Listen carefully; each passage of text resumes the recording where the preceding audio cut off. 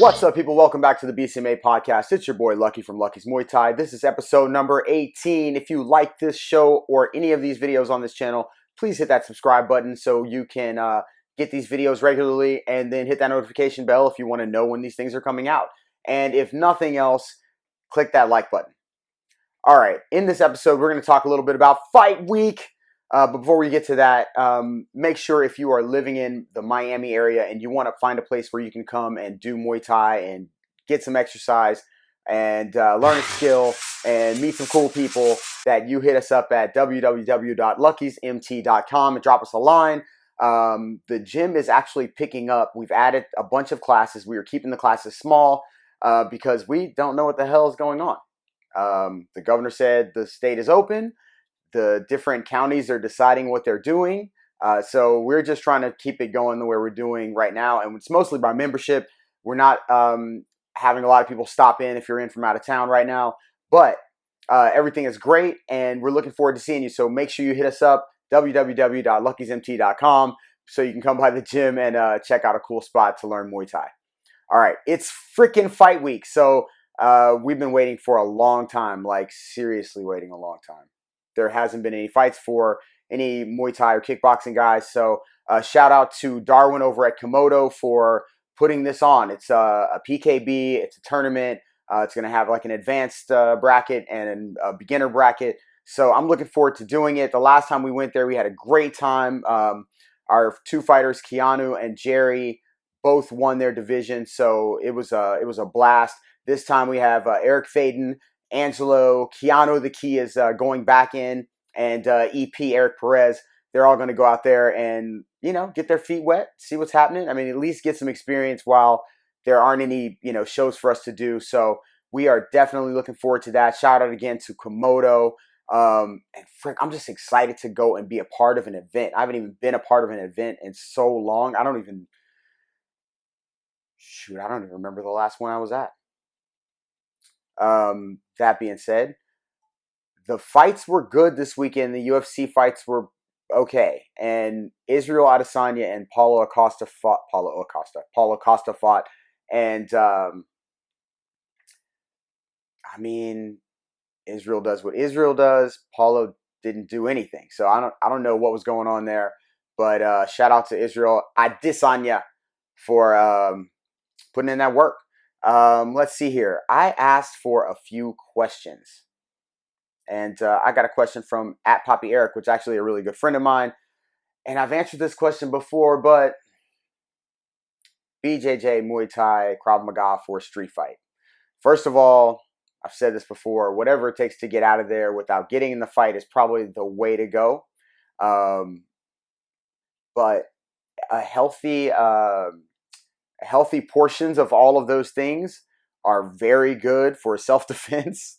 So I don't know if I have a necessary answer. I would just say to be aware, train, know your surroundings, and use whatever tools you have to get home safe. I think I've answered this before, but it's definitely worth always sort of discussing. I train a Krav Maga specialist. Shout out to Philip. And he has a very forward attack style, and he, now he's starting to settle down after lots of years of this training, but he's always very, very forward, and defense wasn't, it's more of a strike first, strike hard, mentality, because Krav Maga is more for self-defense and, making sure you get out of there safe and that kind of thing. But definitely Muay Thai and Jiu-Jitsu have their place. More traditional for Jiu-Jitsu, I would think. Just the basics would be good up to blue belt and purple belt, just to be able to know how to control somebody from being on your back, and also how to reverse that position and how to maintain top position. All of those things are important, obviously submissions and all that. And then Muay Thai, you know what it is. It's kind of everything that you need other than, some groundwork. And there's transitions to the ground in which you're still striking, right? So punches to elbows and knees and clinching and throwing and all of that stuff. And then striking on the way down. And then obviously, if you have any kind of wrestling or BJJ, you know how to get on the top position and control the position. Hopefully you're not even trying to do that. Hopefully you can knock the dude out or, okay. So I was just saying about getting home. I was interrupted by a phone call there, and that'll bring me to this. Okay, so many of you recognize this, obviously. This is a cord for an iPhone, which I just got because the phone I got after my Samsung was a piece of crap. And I just needed a better phone. That phone I had was, I don't even want to say what it was, but it was garbage. And it broke twice. So I decided to call my company, which was T-Mobile. Shout out to them for hooking me up. They didn't give me the phone or anything, but they gave me a good deal. So this thing is useless this week. And, got to do what you got to do. Hopefully the audio is good.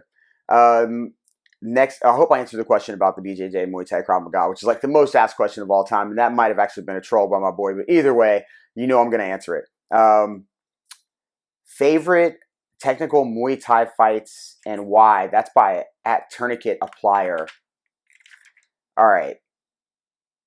So I did a video about Samar Payakarun, and then I did a video with my top 10 Muay Thai fighters that influenced me. So because I did those two videos and Samar was in both, I won't talk so much about him. But I am going to say he is still, technically one of the best I've ever seen. And mostly because he can do it all in different positions, different ranges, with power, with volume. He was slick. All of those things that you want to be or want out of a fighter if you're a coach or even a fan, he had. So yes, smart for sure. But I've been watching a lot of Jonathan Haggerty lately. And yes, I know he had the 2 fights with Ratang that were, listen, he was doing everything the right way. He really was. This dude, he was hitting him with, I think he could have been hitting Ratang with a bag of bricks and had the same outcome. The dude walked through a ton of stuff. I'm not saying maybe he wasn't, got his bell rung or something somewhere in that fight. But Ratang was just literally eating shots that most dudes would, at least at nothing else back up or stop to. Jonathan Haggerty was putting on a nice show. I love he has this thing, man, this sort of skip step in where he throws this downward elbow, and he does that a lot. And man, I think he's one of the best technical fighters out there right now. I just been watching a lot of video on him, so it could just be me. But I feel like he's got all of the things that are necessary to be one of the best, right? He's very slick. He can finish fights, and he's fought a lot of the top level guys, and he's put on a show every time. And I don't think he's far away from, fighting again for that one championship belt. And to be quite honest, you never know how those things go, man.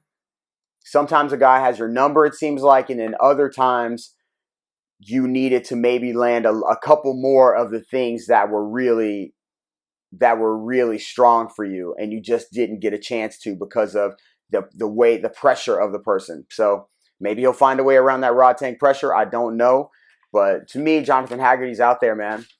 He's out up there as one of the best right now. Oh yeah, and then the last thing, he's a dog, man. He's a dog. His fight with Sam A, man, this dude is a dog. So that is a mostly used boxing term, but he'll bang in there. He's not one to shy away. He's throwing elbows inside. The dude is sick. So check out Jonathan Haggerty and big up to him. Last question. This is my boy Ben Stark, Ben Stark, I think it is, and ATT Palm Beach Garden. So I'm not sure I'll find out. I'll put it down there. He wrote, "Do you eat the fat on the steak?" Let me say this. I usually eat pretty lean as far as steaks go with not a ton of fat on the steak. But generally, I will fuck a steak up. You're probably only getting back the plate. I'm not trying to I've been known to eat a lot of steak. Let's put it that way. But yeah, I mean, I guess I'm not giving back a lot of leftovers of anything. So if you give me a steak and it's delicious from the first bite, I'm in. It's crazy. Ask questions. Anyway, again, it's fight week, y'all. So there's been a lot going on, and I was trying to figure out this whole dongle situation. But next week we'll be back with a much, much longer show. This one's short and sweet. But I love y'all. Look, the gym added 2 noon classes. We added 2 4:30 classes. So don't hesitate. Hit us up, luckysmt.com. I definitely will come back next week, and I'll kind of go over the fights, let you know how things went. Last week's show was a big hit.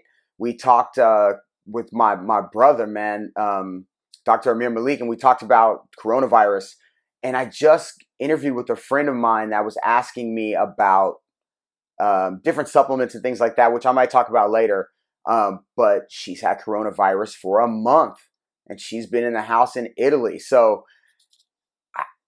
listen, man, you guys can say what you want, play how you want, do what you want. But if it was me, I'm just trying to be as safe as possible, at least in the freaking Walgreens and in the Publixes and in those places.